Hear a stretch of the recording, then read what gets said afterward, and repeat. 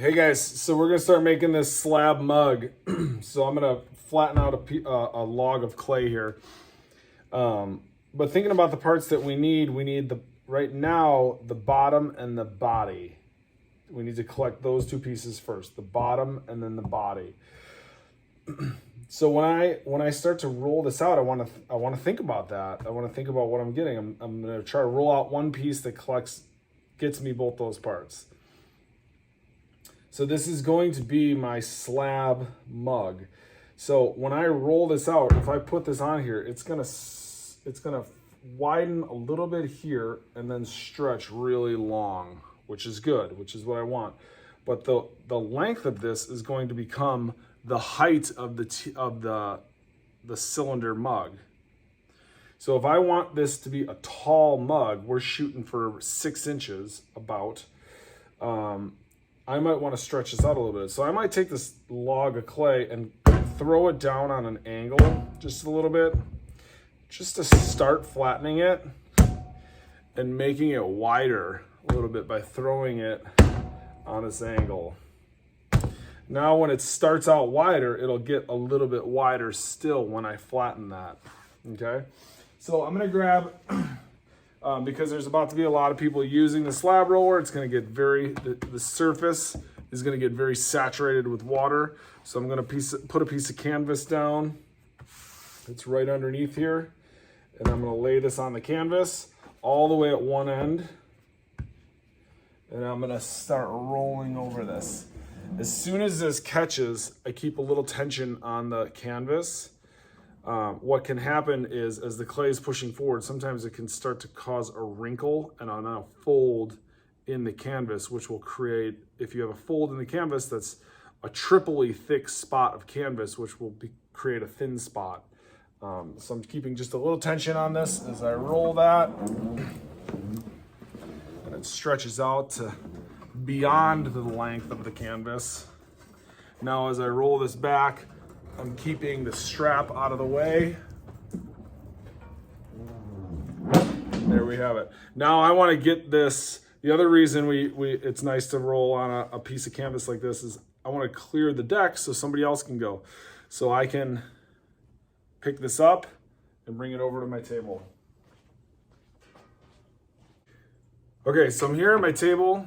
I've got my long piece of slab that I just rolled out. So the first thing that we want to do with any project is smooth it out. And I say smoothing, but what I really mean is compress. We just stretched this clay out, so all the particulate is really stretched, and there's at a molecular level, there's gaps in everything. So we want to compress this and make the surface of this tight. I use either the little metal rib or one of the rubber ribs, or you could use this big tool, whichever one. So I just smoothed one side. Now I want to smooth the other side. I missed. Just lift it up and carefully move it. There we go. Smooth this other side. So I'm smoothing it to get the canvas texture out of there, because I don't like that, but I'm really, like I said, what we're really doing here is we're compressing the surface, okay? This is super long, so I've got extra already. So the parts that I need out of this slab are my bottom and then my body to start. So I'm gonna cut a chunk out like this. This is a huge slab that I got here. So I'm gonna cut a chunk out. The first part that I need is my slab bottom. So I'm gonna cut that. Both sides are compressed. I'm gonna lay that right on my board that I have right here. When that's on my board like this, now these are some stamps. One that I carved out, one that I 3D printed, and here's a dog bone stamp. My 3D printed one I carved out that says Mick on it, McCabe. I've got a firm backing with soft clay, so this is a great time to stamp this. So I'm gonna put this right in the middle, or just a little bit off center. I pushed it down, I rolled it around. I'm gonna use all these guys. push this down just a little bit. It doesn't have to go all the way. And then I'll use my dog bone one too. So while I got that, that's gonna be the bottom of my mug. Boom. So later on when I assemble this, I'll flip that over so that's on the bottom side, okay? So with the rest of this slab, this is gonna be the body of my mug. I'm gonna leave this a little bit bigger right now and we can fine tune it later. So the first thing I'm gonna do is use, whatever tool. I happen to have this, but a fettling knife is probably better. I'm gonna cut as little off as possible to make a straight line here. So I'm just kind of cutting a straight line as little as possible. It's not a perfect line at all. That's okay. And that's all I need to do. If I want to cut a little more, I might do the same thing on the top. What we're hoping for, or what we're shooting for, is for this to be about 6 inches tall. This is going to be the height of the mug. So we want this to be about 6 inches tall. So I'm gonna just cut a little bit just to trim it right now, but you don't even have to do this right now.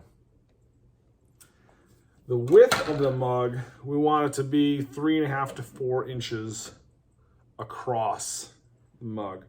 So right now, I'll leave it a little bit bigger. So I'm picking up both ends here. I'm gonna bring it into something of a circle. And then I can start to get this into a roundish shape. I have way more slab here than I need. When I'm doing this, I don't want to handle this too much. I'm already handling it a lot. I'm gonna cut a big chunk of this off.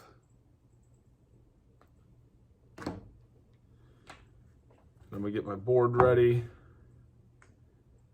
And start to pull this around, and get this into a round shape. This is really soft, so I'm trying not to put finger dents or anything into it. I've got a nice overlap going here. Looks like it's about 4 inches across with a nice overlap. I'm gonna set that right on top of my slab bottom that's on the wood. Once I set them on the wood, I don't want to touch them again until they firm up. I'm going to cover this tonight for sure, but next I'm going to make my handle. But always wrap this. When a project is fresh, soft clay, we want to collect all our parts and then wait for it to firm up. So right now, I want this on the wood. The wood will suck moisture up and help this to firm up, even though I'm gonna wrap this with plastic. I'm gonna make my handle. So I'll do that in a different video, and I'll put that on the board too. And then when I'm done, I'm gonna wrap this all up really tight. So I'm deflating the air out of it, but I've got it on the wood. It's wrapped up really tight.